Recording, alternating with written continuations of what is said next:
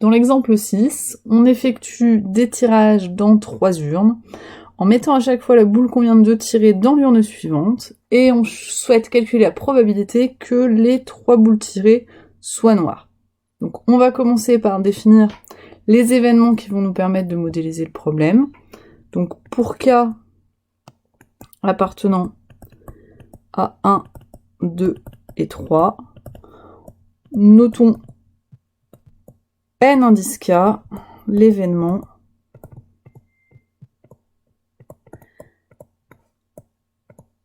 la kème boule tirée est noire. De sorte que l'événement les 3 boules tirées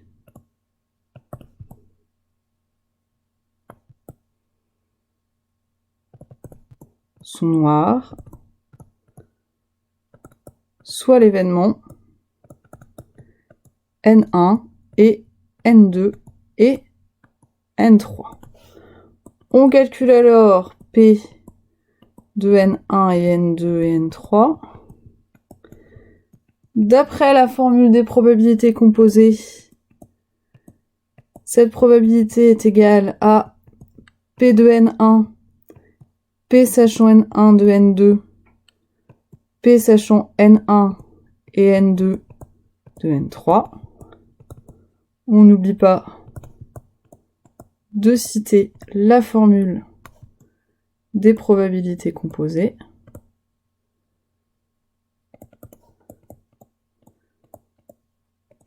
Et on se réfère à l'énoncé pour ces probabilités. La première urne comporte 2 boules blanches et 3 boules noires. Donc la probabilité de l'événement N1 est égale à 3 cinquièmes. Lors du deuxième tirage, si le premier tirage a amené une boule noire, alors la deuxième urne contient 3 boules noires et 5 boules blanches. La probabilité sachant N1 de N2 est donc égale à 3 huitièmes. Enfin, si la boule tirée dans la deuxième urne était noire, alors lors du troisième tirage, la troisième urne contient 5 boules blanches et 2 boules noires.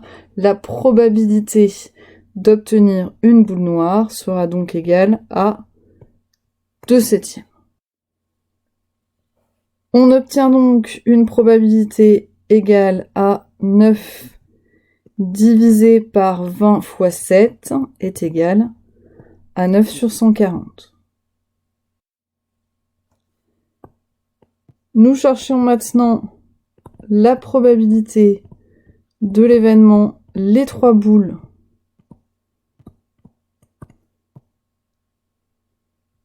sont de la même couleur.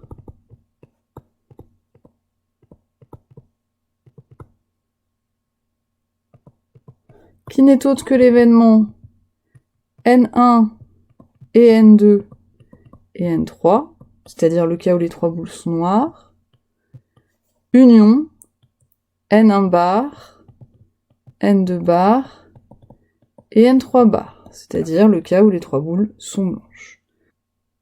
Dans un premier temps, la probabilité de cette réunion est égale à la somme des deux probabilités, puisque ces événements sont incompatibles.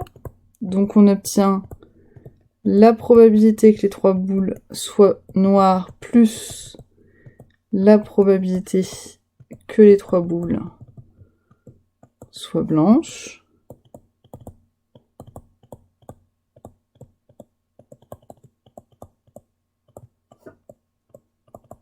Nous avons déjà calculé la première de ces deux probabilités.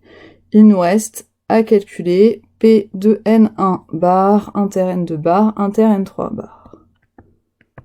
Donc P de N1 bar inter N2 bar inter N3 bar va être égal à la probabilité de N1 bar fois la probabilité sachant N1 bar de N2 bar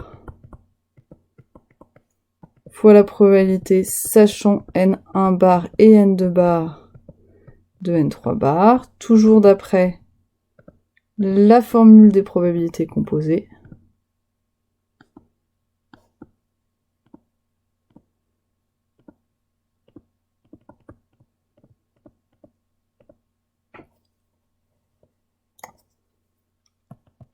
Ces probabilités sont respectivement égales à 2 cinquièmes, puis 6 huitièmes, qu'on laisse sous cette forme pour des raisons de compréhension, puis 6 septièmes. Ce qui nous donne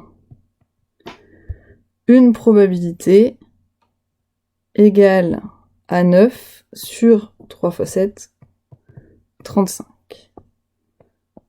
Donc la probabilité que les trois boules soient de la même couleur, c'est-à-dire de n1 inter n2 inter n3 union n1 bar inter n2 bar inter n3 bar, va être égale à 9 sur 140 plus 9 sur 35. 9 sur 35 aussi égale à 36 sur 140. Et donc, nous obtenons 45 sur 140 qui se simplifie par 5 pour donner 9 sur 28.